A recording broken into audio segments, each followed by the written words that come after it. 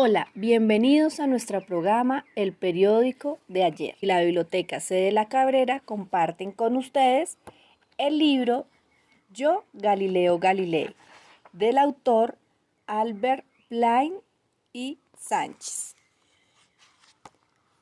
Todo empezó así. Personal poco se sabe, así que me presentaré. Me llamo Galileo Galilei. Nací en Pisa, Italia, el 15 de febrero de 1564. Mi nombre no fue casualidad. Mis padres, Vincenzo Galilei y William Ammann, me bautizaron con el apellido de un antepasado familiar. Bonoiti Galilei, reconocido médico del siglo XV. Mi padre, hombre de grandes inquietudes intelectuales, fue un estudioso de la música. Tocaba el laúd, oficio a la que me introdujo a temprana edad. Como primogénito de 6 hermanos, 3 de ellos murieron en mi época. Muchos bebés no sobrevivían a sus primeros años. Al fallecer mi padre en 1591, quedé como responsable de toda la familia. Pagué los estudios de música de mi hermano y los dotes de boda de mis hermanas. Nunca me casé, sin embargo tuve 3 hijos, con María Gamba, mi compañera durante algunos años, de estudiante a profesor. De jovencito quise ser monje, estaba convencido de que el camino era convertirme en fray Galilei. Esto disgustó a mi padre, que me sacó rápidamente del monasterio de Santa María, donde cursaba mis estudios.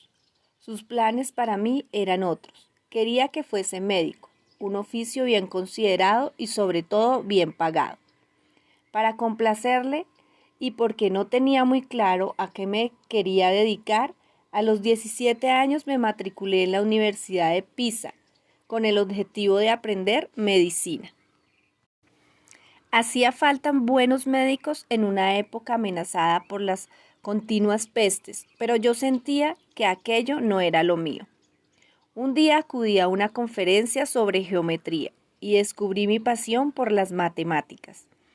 Pensé que esta me ayudaría a entender mejor el comportamiento de los cuerpos en la naturaleza, un tema que empezaba a interesarme.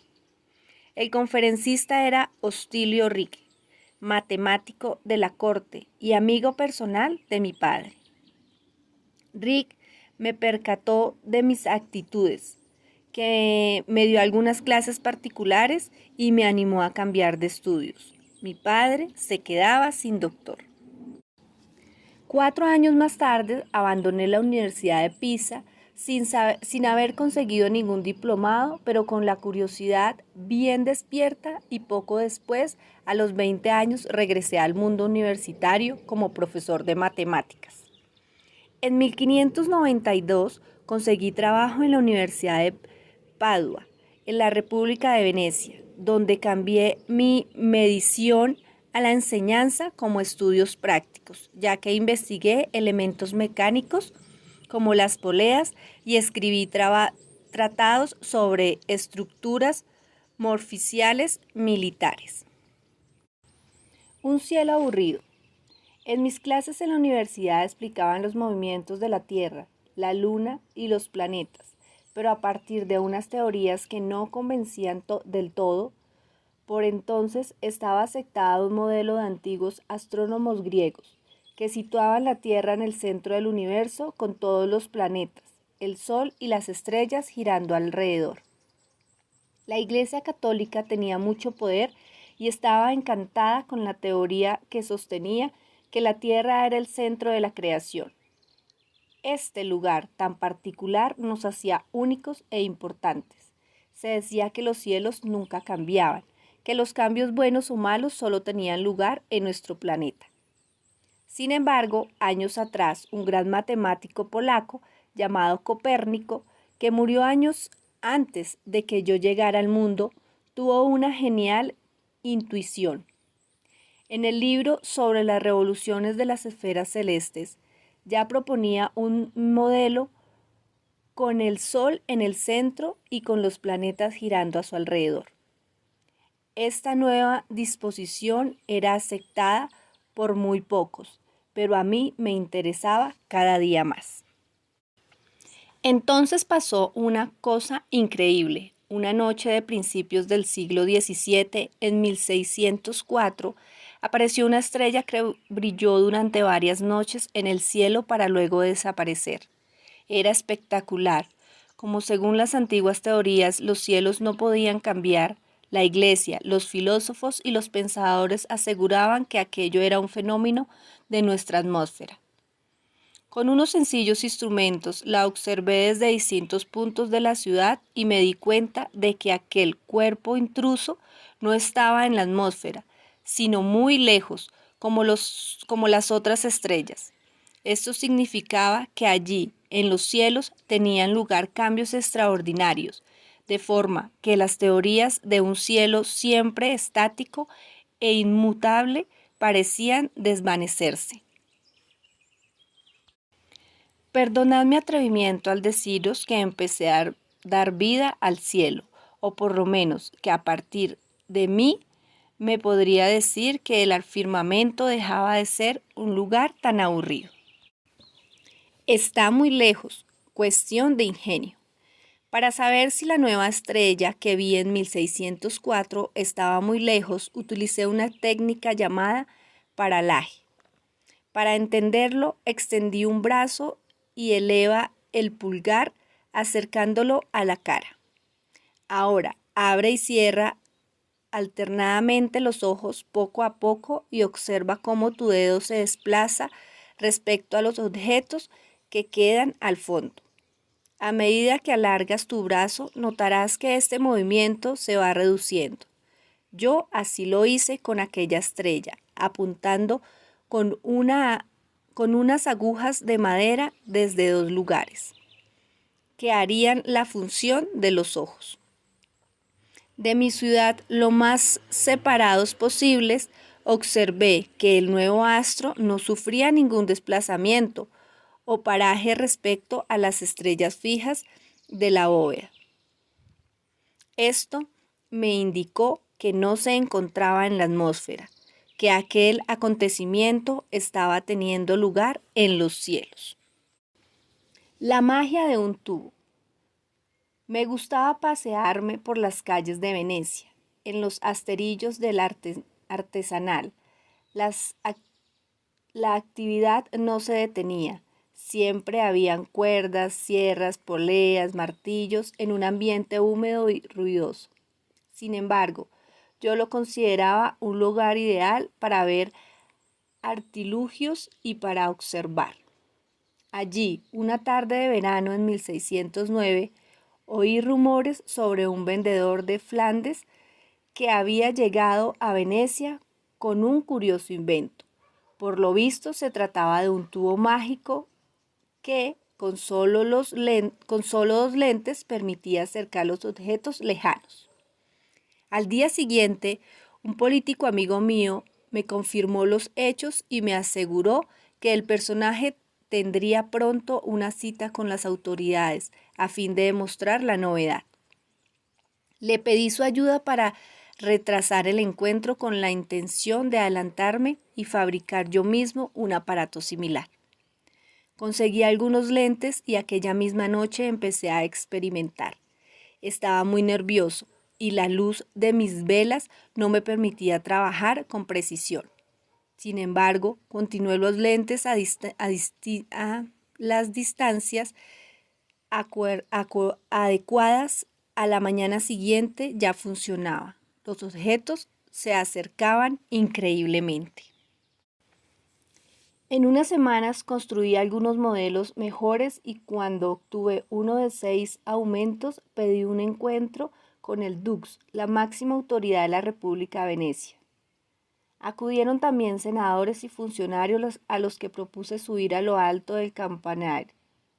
Recuerdo que hacía mucho calor, algunos eran ancianos y otros estaban bastantes barrigones, pero la curiosidad les hizo ascender como rayos los escalones de la torre.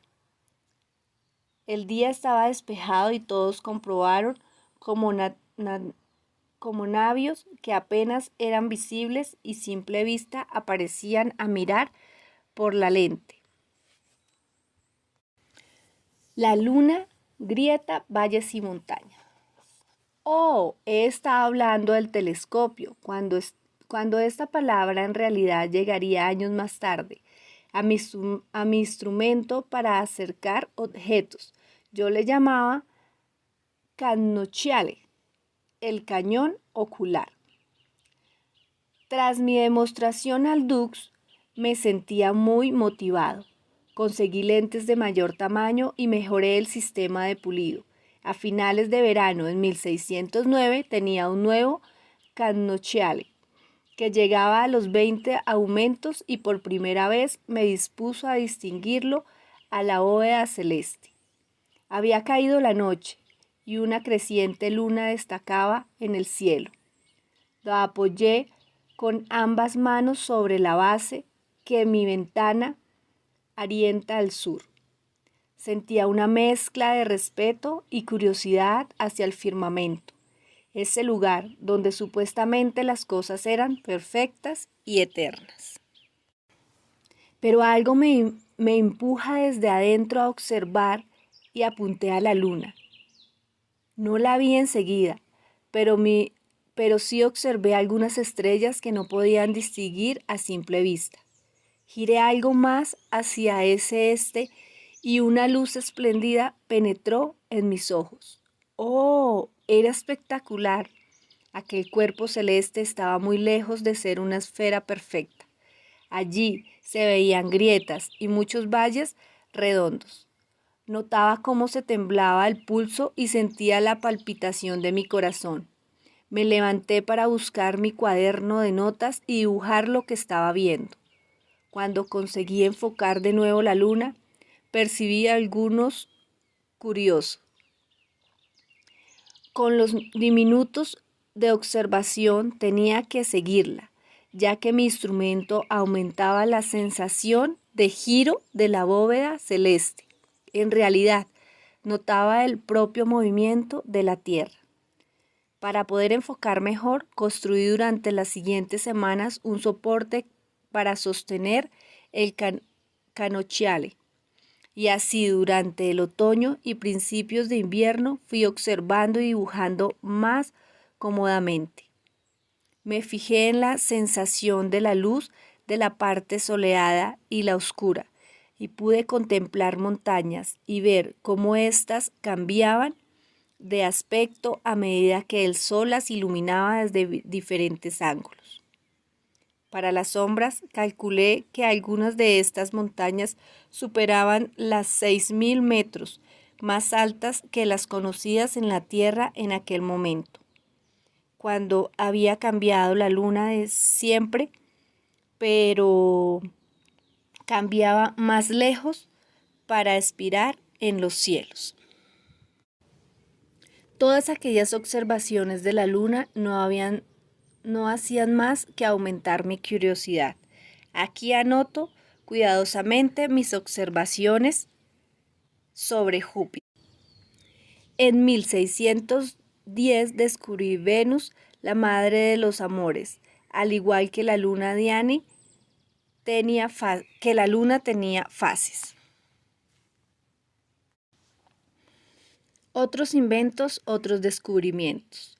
Junto con el telescopio ideé otros ingenios, un termómetro que funcionaba con agua, una balanza, un sencillo reloj de péndulo o un sistema para sacar agua de los pozos. Incluso aprovechado la buena calidad de cristales y lentes de Venecia, mejoré los microscopios que hacían años se habían inventado. Pero aunque me encantaba inventar, también necesitaba el dinero. Lo necesitaba para viajar, enseñar mis teorías y para alimentar a mi familia. Siendo sincero, también lo necesitaba para gastarlo en comida y buen vino en compañía de mis amigos, que no eran muchos, eran pocos.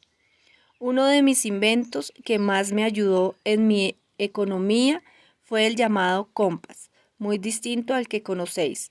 Se trataba de una regla de cálculo que permitía resolver muchos problemas, servía cuestionar, para cuestiones militares, así como para calcular matemáticas, finanzas, economía y un montón de cosas más.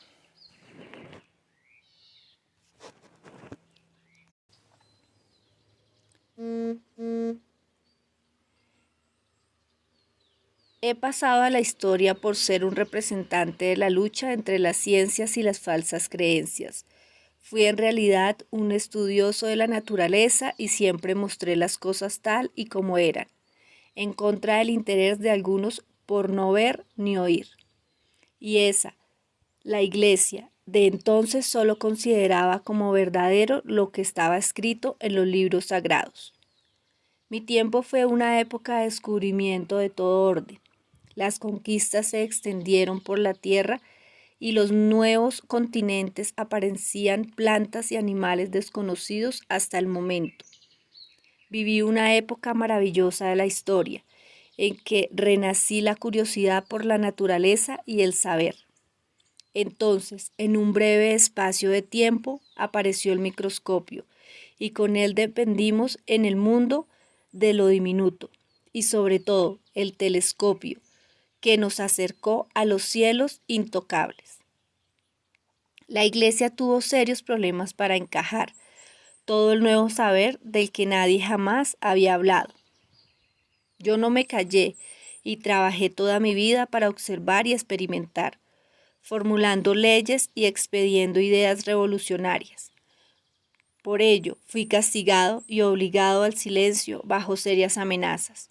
Pero no fue en vano. Yo, Galileo, sin saberlo, había sembrado la semilla de lo que hoy llamáis la ciencia moderna. Espero les haya gustado y no olvides, Bibliotavio se queda en casa. Déjanos tus comentarios.